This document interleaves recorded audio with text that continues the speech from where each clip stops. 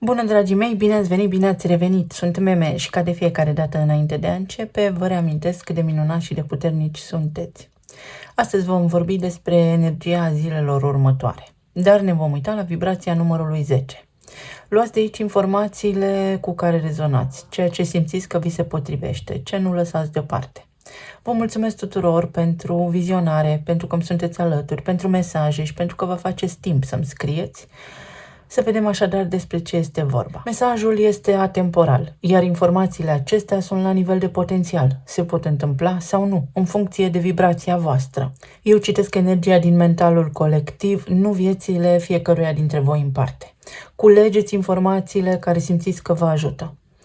Așadar, să vedem despre ce este vorba. Vibrația numărului 10. Ce are ea la bază? Are existența, pur și simplu, prezența noastră aici în planul fizic, naturalețea, dar și obsesia de sine. Fă ce poți din această zi. Există. Fii pur și simplu natural, fără planuri prea mari, fără nervi prea mulți. Încearcă să te pui pe pilot automat. Pentru că s-ar putea să apară contexte, situații sau oameni care să-ți provoace autoritatea, care să te întrebe cine te crezi, care să-ți conteste valoarea, dar tu nu te poți lăsa definit sau definită de această prezență a acestui Robin Hood sau a acestor personaje de tip Robin Hood în viața ta, care habar nu au despre ce vorbesc, pentru că salvatori sunt mulți, dar ei nu știu pe cine salvează sau ce vor ei înșiși de la această viață. Sistemul se zguduie. Asta înseamnă vibrația numărului 10, pentru că 10 este și roata destinului sau roata timpului. În esență este cartea lui Jupiter și Jupiter lucrează cu materialul clientului. El extinde tot ceea ce atinge și poate fi și malefic. Absolut orice arhetip planetar din astrologie are vibrație înaltă și joasă. Totul este dualitate și Jupiter, dacă se regăsește, spre exemplu, lângă Pluto, stârnește conflicte armate, fără dar și fără poate, sau lângă Marte, stârnește furie și așa mai departe. Așadar, în încercarea noastră de a face lucruri, atunci când acestea nu ne ies, este bine să ne retragem. Astăzi să ne facem ceaiuri, să dăm telefoane prietenilor, să lăsăm ritmul mai încet. Nu putem schimba ce fac alții, dar putem schimba ce facem noi înșine. Sistem, și ne uităm la acest cuvânt, care cum mai poate fi citit? Și STEM. Și STEM. Avem și celule STEM pe de o parte, dar avem și cuvântul STEM, care este un fel de acronim al următoarelor cuvinte. Știință, tehnologie, engineering în engleză sau inginerie în limba română și matematică. Deci, practic, este un fel de algoritm care orice am face astăzi, el ne afișează în fața ochilor tot ce vrea el. Luptăm cu morile de vânt și putem rămâne nu pasivi, ci liniștiți. De ce? Pentru că noi deja știm că asta se întâmplă. Așa este și cu realitatea. Este ca un film. Ne uităm la o peliculă, viața noastră, ca și pe mediile de socializare. Vedem în feed, vedem ce se întâmplă. Exact așa este. Un algoritm, în funcție de vibrația ta, ți se afișează în fața ochilor situațiile cu care tu rezonezi. Ce înseamnă toată această zi ca și concluzie, să nu rămâneți bulversați sau confuzi? Înseamnă următorul lucru. Sistemul ne dă peste cap. Sistemul nostru nervos este suprastimulat.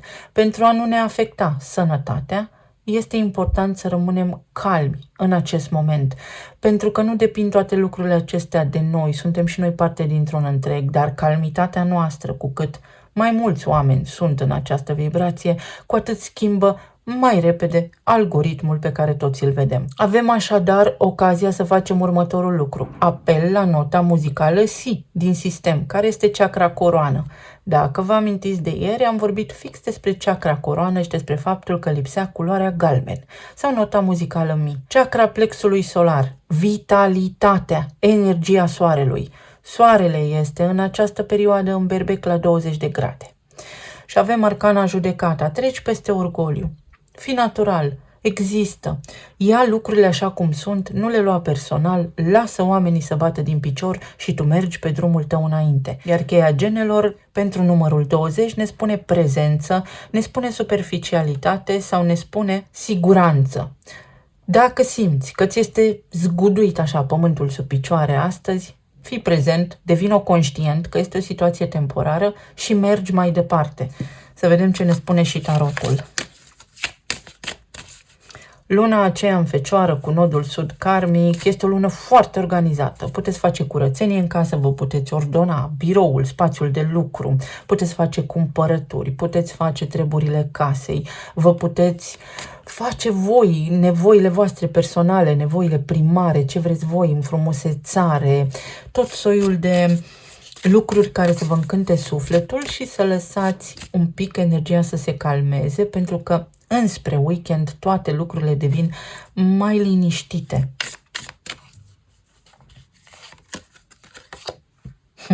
Furtuna, din nou numărul 44 ca și ieri, iar aici mesajul ne spune că orice furtună, orice uragan ajunge la un sfârșit. Te confrunți cu ceva anume, stai liniștit că trece. Vorbim despre o declanșare care se amplifică la nivel emoțional, casa 4 și casa 8, ceva de genul o manipulare emoțională sau cineva poate juca murdar, poate să te manipuleze emoțional sau financiar. Nu știu, cineva să-și ceară bani, să vină cu o poveste foarte lacrimogenă, așa, sau atenție să nu cheltui bani emoțional, atenție la datorii, atenție la acest aspect foarte strâns legat de casa ta, de resursele împărțite cu ceilalți. Poate partenerul tău de viață este puțin stresat acum și este mai emoțional în această perioadă. Este doar temporar. Și uite, sărbătoarea, petrecerea. Avem un număr 29 care în esență este 11 și 11 ne spune obscuritate sau lumină, adică alternative. Totuși să rămâi în echilibru, pentru că avem o zonă gri. Cam așa este următoarea perioadă, ziua de vibrație 10, mâine când vă uitați voi, pentru că timpul este foarte fluid, există doar aici în spațiu acesta în care suntem noi, pe frecvența materiei, dar există mai mult decât materie. Încetinește și bucură-te de tine. Parcă mă simt aceste cărți.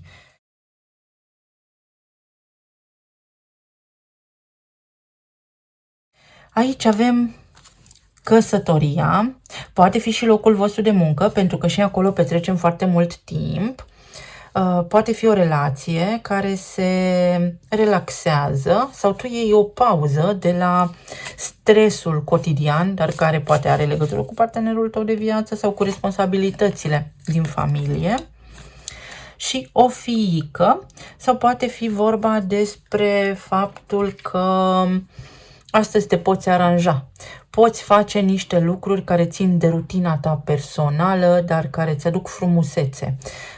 Poate fi Venus aici, pot fi provocări cu ai voștri copii, pot fi, să spunem, discuții în parteneriat care au ca și cauză ceva ce are legătură cu al vostru copil, mai ales dacă aveți fete, fiice, însă poate fi vorba și despre faptul că este o energie emoțională amplificată și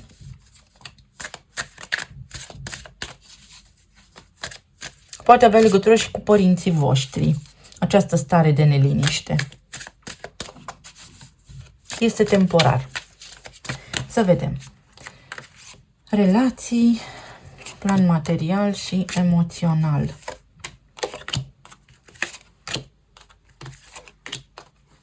Toată lumea era agitată astăzi pe stradă, vă rog să mă credeți. Și fetița mea era nemulțumită, așa. Vecinii agitați pe aici, băieții ăștia pe la geam la fel. Când se întâmplă lucrurile așa, ne retragem. Uite, pe zona de relații îți revii. Lucrurile avansează încet și sigur către o direcție bună. Cineva aici are o mică nemulțumire, o mică afecțiune sau o provocare cu sănătatea sau pur și simplu starea de spirit. A fost joasă, dar este o revenire. Poate fi o zi de terapie în care tu și partenerul tău de viață lăsați deoparte viața de om mare și vă bucurați și voi de timp împreună, de zi, de mersul la un restaurant, de ceva anume. Pentru cei care sunteți singuri, aici există un potențial. Uite să întâlniți pe cineva ce are legătură cu o sărbătoare, cu o zi mare sau cu un moment important din viața voastră, un moment la care sau care are o însemnătate deosebită, să spunem. Poate fi vorba despre o expansiune a sentimentelor cuiva, poate fi regretul cuiva față de voi. Iese așa cumva la suprafață, cineva vă cere scuze, vă caută compania, se adăpostește așa în sufletul vostru, știți expresia. Aveți experiență să o luați de la început, poate cineva vă curtează și voi nu știți ce să faceți, aveți dubii. Să accept această persoană sau nu, pentru că am mai trecut prin relații, știu deja cum este. Sau tocmai pentru că aveți experiența în relațiilor anterioare, ați văzut deja etapele prin care se trece și nu este nevoie să repetați istoria. Poate fi de asemenea și ceva la nivel financiar care se reglează în casa voastră, intră salariile sau partenerul vostru primește un bonus sau poate fi vorba despre o discuție, despre un drum, o decizie pe care o aveți de luat și de care vă cam feriți. Dar această decizie trebuie luată din liniște, nu sub impulsul momentului, nu în acele momente de tensiune maximă și nu la nervi. Unii dintre voi s-ar putea să vă simțiți ușor lezați astăzi, să aveți impresia că voi nu contați. Și în acel moment mi-aș face un ceai, m-aș relaxa și aș spune, ba da, uite, ce bogat, liniștit și fericit sunt, pentru că am ce vreau, mă mulțumesc eu pe mine. Poate fi un mesaj, o ofertă de lucru pentru unii dintre voi, pajul de bâte. O situație temporară, o situație care se amplifică. Este o energie din aceasta a impulsului de ultim moment sau poate fi o frecvență destul de agitată care să vă învăluie pe voi și pe partenerii voștri sau relațiile de afaceri. De asemenea, poate fi pentru unii dintre voi revenirea clienților în afacere, să vă crească vânzările, 10 de cupe, tot răul spre bine. Se vor liniști apele și veți ajunge acolo unde vă este potrivit și unde sunteți în siguranță să fiți în acest moment. Poate nu este același loc cu cel pe care vi-l doriți, dar veți ajunge acolo unde sunteți în siguranță. Este o avansare, este un drum pe care vreți să-l faceți, este o inițiativă, o idee, un plan, un proiect, dar unde sunteți sfătuiți să lăsați lucrurile mai încet, mai moale, să vă temperați puțin. Poate fi și imaturitatea cuiva care vă agită, vă stresează, dar până la urmă omul respectiv își revine, se calmează, veți face punte, veți rezona. Lipsă de predictibilitate, neprevăzutul, luptă pentru putere, asertivitate, posesivitate, determinare, fără frică. Numărul 20 despre care vorbeam, soarele este acesta. Energie vitală. Chiar dacă nu știți ce se întâmplă, chiar dacă vă apucă vreo panică, vreo teamă, frica, vreo criză de nervi, pentru că se prea poate pe parcursul acestor zile, încercați să faceți tot posibilul, atât cât puteți voi, și să faceți rai din ce aveți. Să vă reveniți rapid, să deveniți conștienți de ce se întâmplă în jurul vostru, pentru a nu se forma un bolovan mai mare, din țânțar un armăsar.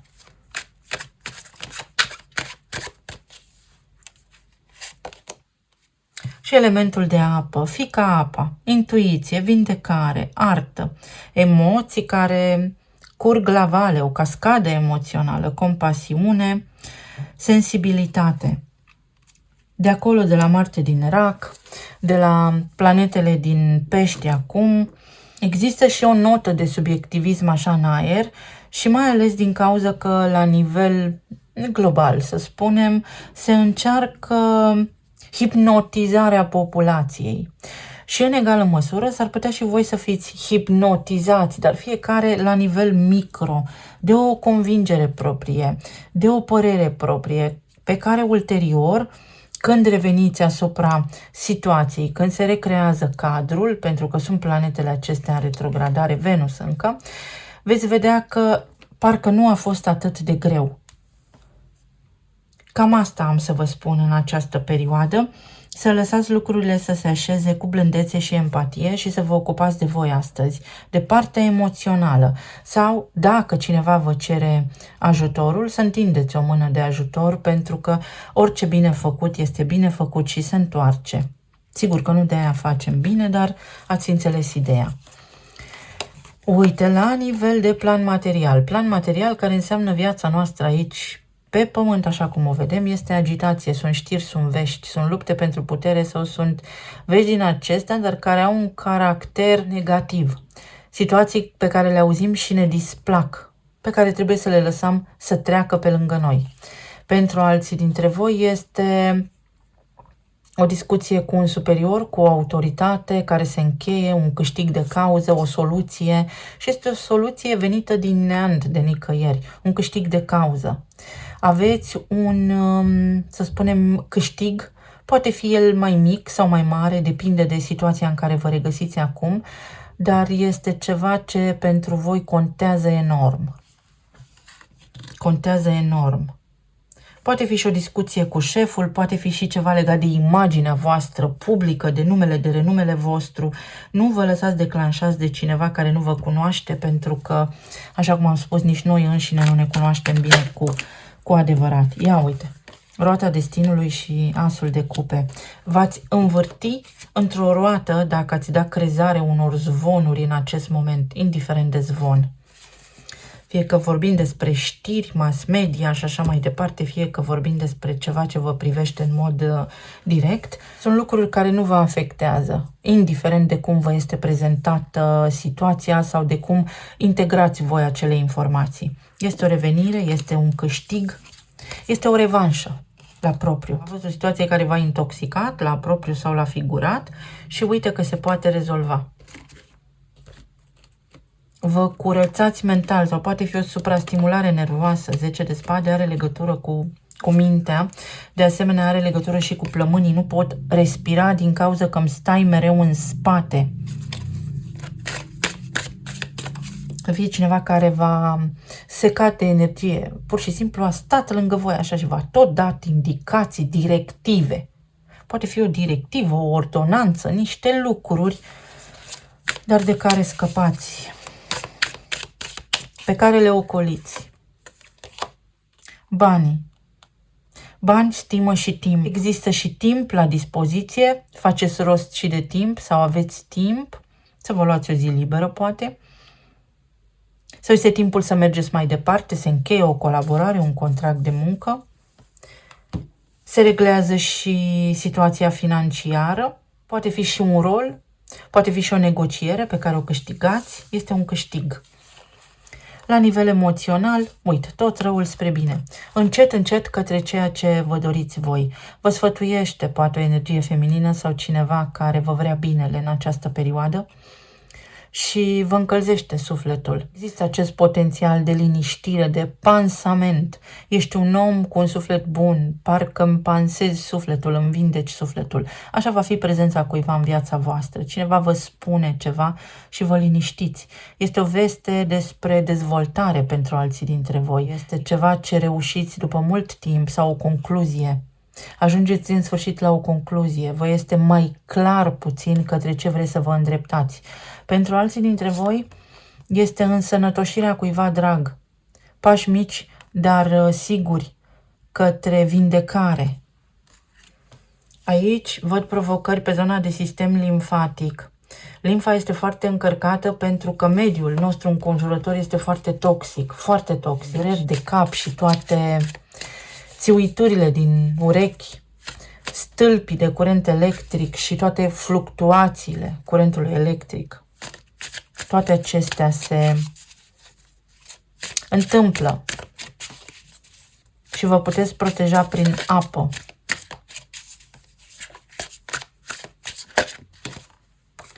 Temperanța. Din nou cartea lui Jupiter. Păstrați-vă calmul. Împăratul este calm, nu este emoțional. Și unul este magicianul. Se remediază o situație și revine ceva la normal. Poate fi relația Copiilor care vă stresează își vor reveni, au viața lor. Uite, se rezolvă. 8 de monede. Dacă cineva are nevoie de ajutorul vostru, cel mai bun sfat pe care îl puteți da, din ceea ce arată aici, indică cărțile, este următorul. Își poate descurca singur situația. Se descurcă singur. Lăsați persoana respectivă să se descurce singură, însă puteți oferi un sfat bun. Poate fi și o hotărâre să vă relocați în afara țării. Poate fi un concediu, o vacanță. Pot fi niște mesaje neașteptate pe care le primiți despre un contract de muncă. Uite-l pe împărat. Fiți ca împăratul, berbecul, ramul. Poate fi o veste, cineva vă reamintește sau revine în atenția voastră un curs la care vreți să mergeți, ceva. Dar ce vă doriți voi de ceva vreme și poate nu ați luat foarte mult în serios. Mai poate fi vorba și despre o persoană care astăzi este disponibilă, accesibilă, despre o evaluare. Poate fi o evaluare care are legătură cu un imobil, cu o casă, sau poate fi o evaluare a performanței. Și veți avea un cuvânt de spus în acest sens. Să vedem ce ne spun și talismanele.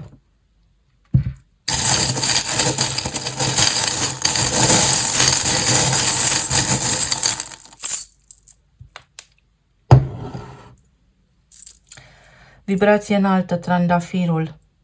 Reveniți-vă, vă reveniți. Își revine ceva în viața voastră. O inimă plină, o bucurie. Zona financiară sau viața voastră, vă liniștiți puțin. Vă revine încrederea în ceva anume. Aveți o stare mai bună, de liniște. Dacă ați ști cât contează, știu că știți. Racul, Marte acela din Rac despre care am vorbit și luna din Fecioară, nodul sud karmic. Veți reuși să faceți ceva ce ați tot încercat, în sfârșit reușiți. Poate curățenie în casă. Pentru alții dintre voi poate fi o călătorie pe care tot vreți să o faceți de ceva vreme, o discuție, o conversație, să mergeți, să ajungeți undeva. În sfârșit faceți acele lucruri. Bucurie. Este o tranziție de la ceva ce vă displace la ceva ce vă place. Veți trece de la tristețe la liniște, la armonie. Aici este un profesor. Vouă s-ar putea să vă ceară cineva sfatul astăzi sau are legătură cu educația, cu niște cursuri pe care le faceți sau le-ați făcut și unde se rezolvă ceva important. Mai durează puțin, mai aveți 1%.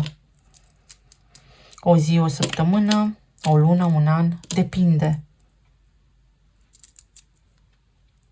Dar voi sunteți un exemplar rar, meritați ceva pentru că aveți o diplomă. Diploma aceasta poate însemna ad literam, un document, sau aveți niște calități aparte care vă sunt acum recunoscute. Sunt recunoscute de ceilalți. O situație care se remediază.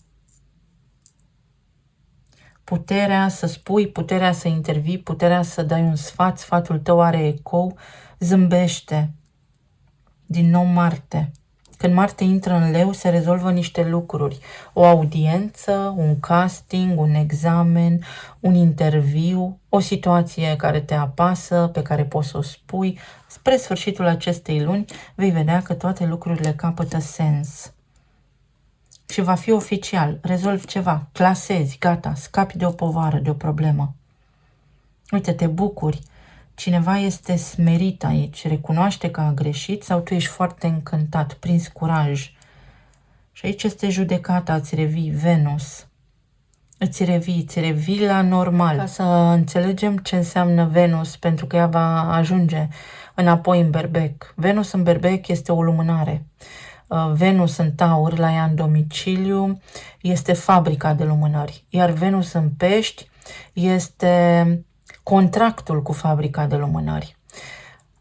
Aveți foarte mare grijă ce vă încântă în această perioadă și pe ce puneți voi preț, pentru că ți-ar putea să pariați totul pe nimic. M-a întrebat cineva dacă începe criza financiară. Noi suntem într-o continuă criză financiară și acesta este un plan foarte bine făcut de cu mulți ani înainte. Ideea este în felul următor. Ca înainte, nu. Exact asta este ceea ce văd. Nu este o criză financiară ca înainte. Este cumva diferit tot conceptul actual față de o simplă criză financiară. Acum, cumva se încearcă schimbarea sistemului. Și la nivel digital, mi-am schimbat de curând actul de identitate, care este valabil acum până în 2031, când se vor schimba toate. Se lucrează la digitalizare constant.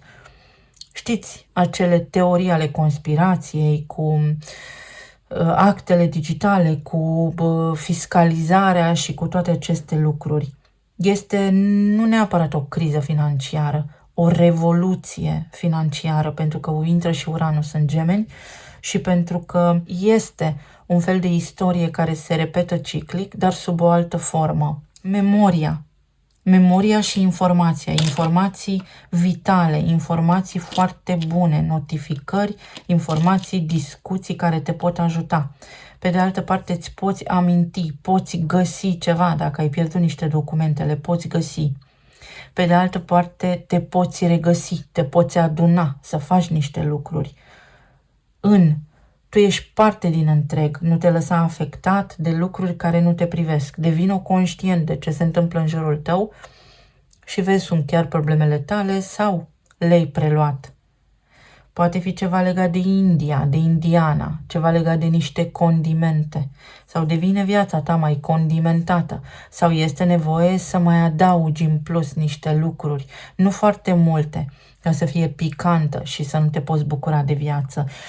Sau s-ar putea să fie așa o frecvență romantică, erotică în această perioadă pentru tine. Depinde de caz. Poate fi un intro, o prefață. Această perioadă este o prefață. Ce faci acum va conta peste ceva ani de acum încolo. Pe de altă parte este un inițiere. Ca în tehnologia informației. Se instalează ceva nou. Ori este instalația de circuit electric, ori este sistemul tău nervos care are nevoie de o resetare, de o calmare, de o schimbare a mentalității, ori începe ceva nou pentru tine, pentru ai tăi copii sau în relația ta. Poate fi această relație și locul de muncă, un parteneriat, o colaborare. Mulțumesc tare mult! Vă doresc să aveți o zi minunată, calmă, liniștită, să ne auzim cu bine și data viitoare. Pa, pa!